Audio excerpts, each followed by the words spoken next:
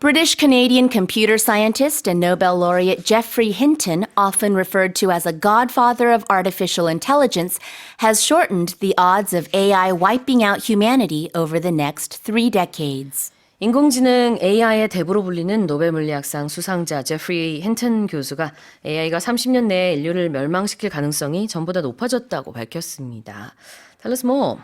So for headline 3, we head to the world of AI, where Professor Geoffrey Hinton, who was awarded the Nobel Prize in Physics this year, said there was a 10 to 20% chance that AI would lead to human extinction within the next 3 decades. And it's important to note that this comment or this remark is actually an update from what he had previously said, which was a 10% chance that AI would do this to the human race. 아, 그래서 shorten the odds라는 표현이 Right. 나오는 거군요. shorten the odds라는 표현이 좀 어렵게 느껴질 수 있습니다. 왜냐하면 우리말로는 기존의 10% 가능성에서 이제 20% 가능성으로 그 가능성이 올라갔거든요. 근데 영어로는 shorten the odds. Can you tell us about what odds means? Sure, I think if you understand, the expression by looking at the word odds first, O-D-D-S, always with an S, so odds. And odds means chances or probability, the chance or the probability that something is going to happen. So when we put it together with the expression to shorten the odds, you're lessening the chance that something will happen. You are lowering your odds that something will be successful or that something will happen. 네, 확률이나 승률, 그거를 odds라고 얘기합니다. 자, 그런데 목적 아니면 목표치가 있다라고 가정을 했을 때 거기까지의 거리가 짧아진 거니까요. 확률이 올라갔다. 이렇게 해석을 할 수 있어요. shorten the odds라는 게 그렇기 때문에 기존에는 30년대 인류가 멸종할 확률, AI 때문에 멸종할 확률 10%라고 말했던 이 노벨 물리학상 수상자가 이번에는요. 아니다. 10% 가능성이 아니라 20%다라고 하면서 그 확률, 가능성을 더 크게 잡은 거죠. 영어로는 거기에 도달할 때까지 거리가 좀 짧아진 것처럼 보이니까 shorten the odds라고 표현을 했고 wiping out는 뭘까요? Wiping out. Wipe out, 2 words, wipe out. It means to completely destroy something, to completely remove something. Usually we might think that the expression wipe out is followed by something negative, something that you want to brush away or remove. 맞아요. wipeout라는 것은 완전히 없애버린다라는 의미가 되겠습니다. 자, 다시 한번 제가 읽어볼게요. British Canadian computer scientist and Nobel laureate Geoffrey Hinton, often referred to as a godfather of artificial intelligence, has shortened the odds of AI wiping out humanity over the next 3 decades. Now let's move on to the next headline. The U.S. homeless population has increased by more than 18% in the past year, driven by high housing costs, natural disasters, and a spike in migration to large cities, according to government officials. 지난 한 해 동안 미국의 노숙자 수가 높은 주거 비용과 자연재해, 대도시로의 이주민 급증으로 인해 18% 이상 증가했다고 정부 당국자가 밝혔습니다. Tell us more. Well, this next issue is one that is particularly pressing and, personal as a concern for my home state of California, where it is a very serious problem, and you can see it when you live there and you walk around. The numbers are out of the Department of Housing and Urban Development, where they, took a survey of how many people are living either in shelters or in temporary housing or even have no shelter. And that figure increased by 18% in a year. 와우. 노숙자 숫자가 늘어났다라는 얘긴데요. 이걸 노숙자, homeless person이라고 하죠. Right. 집이 없는 사람. Well, that's interesting that you bring that up. You're absolutely right, and that's not wrong. A homeless person, there is sort of a move or sort of a sensitivity to put the emphasis on not on the person. So oftentimes, certainly in California, we might say a person dealing with homelessness. Okay. Rather than Instead of saying a homeless person. man. Got but it. you are dealing with this situation. There are other words that we say against kind of in California, but Right. unhoused. These are kind of more sensitive ways.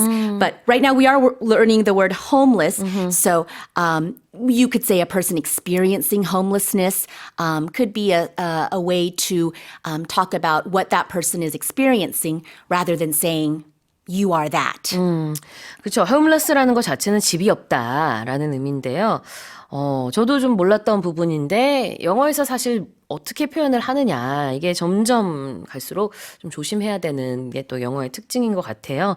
그래서 homeless person이라는 말을 예전에 많이 썼었고 지금도 뭐 쓰면 안 되는 건 아니지만 Oh, no, it's not wrong. 그런데 이제 그냥 집이 없는 사람이라고 말하기보다는 집이 없는 상황에 처한 사람 이렇게 표현을 해서 a person in a homeless 뭐라고 했죠? 아까 homeless Often we say a person situation? experiencing homelessness. person experiencing homelessness. Some might say this is all part of maybe too much thinking about PC language, but if you are somebody going through this, words 그렇죠. doesn't hurt for words to be 네. nice. So. 네, 그렇군요.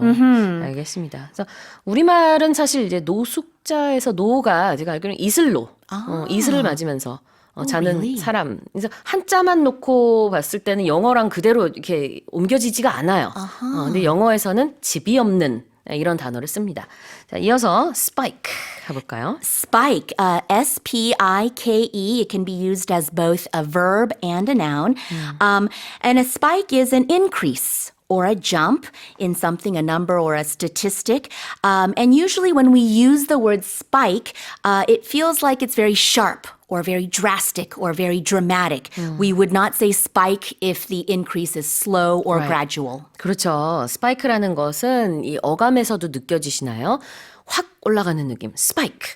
급등입니다. 갑자기 올라가는 것이죠. 이렇게 숫자가 많이 늘었을 때 쓰는 표현이고, 우리 청취자분들이 좋은 포인트를 하나 언급을 해주셨는데, 집을 소유하지 않는 사람, 집이 없는 사람도 그러면 homeless person이냐? 그렇진 않아요.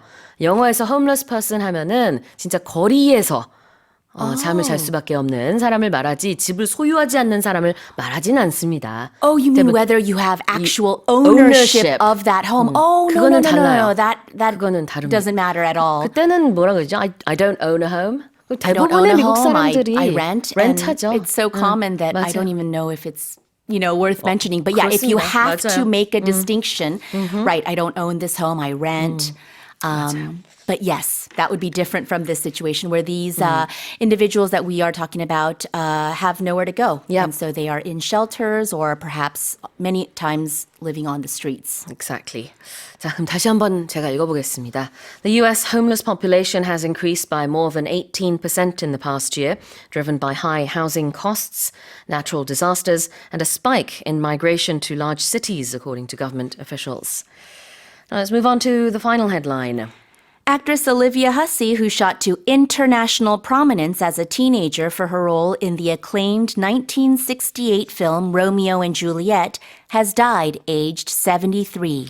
호평받은 1968년 영화 로미오와 줄리엣의 주연으로 10대 나이에 세계적인 명성을 얻었던 배우 올리비아 하세가 73세를 일기로 세상을 떠났습니다. 또 더불어서 바로 조금 전에 들어온 소식인데요. 미국의 또 지미 카터 전 대통령도 100세를 일기로 세상을 떠났다는 소식도 같이 전해드립니다. Alright, let's talk about the actress Olivia Hussey. In Olivia Korea, we say Hasse, but it's a different pronunciation. Right, Yeah, right. So the actress Olivia Hussey, who was born in Argentina and grew up in London, passed away on Friday. This was announced on through a statement posted to her Instagram account. She was 73, quite young, I would say. She became famous very early. She was only 15 when the director of Romeo and Juliet saw her on stage in a different production, and he was so taken by her, he was so impressed by her that he cast her as Juliet. I think when people think of Romeo and Juliet, because there have been many movies, but Olivia Hussey's Juliet is iconic. Oh, It yes. stands out. Oh to yeah, this day. definitely. She's sort of the picture of her, her eyes and her innocence and her youth at the time. Here, playing such an iconic and big role is, I think, what really endeared her to audiences. Exactly.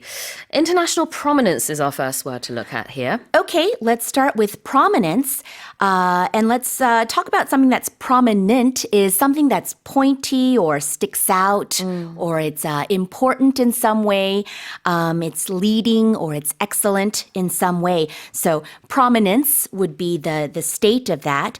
And if you add international in front of it, it means you stand out or are excellent on a much more global level. That's right. 국제적인 명성입니다. International prominence. And how do you spell prominence? Prominence. Prominence. Exactly. What about acclaimed? Acclaimed. You hear this a lot when we talk about the arts. ACCLAIMED, acclaimed, is an adjective that means highly praised or recognized or approved. So you are receiving praise for something. And I would like to also point out that it usually means from critics or experts. So, for example, if Sue, your mom, thinks that your cooking is amazing, then we wouldn't call your cooking acclaimed, right? It's usually if experts or maybe the wider general public says it about your cooking. Good point. 맞습니다. 이제 뭐 전문가라든지 뭐 공인된 누군가가 호평을 했을 때 그런 호평을 받은 사람이 acclaimed라고 얘기할 수 있겠죠. 그냥 주변에서 친구들이 야, 너 이거 참 잘한다 할 때는 뭐 호평은 호평이지만 acclaimed라는 단어를 쓰기는 좀 어렵겠고요. That would not be appropriate. 네, 그렇습니다.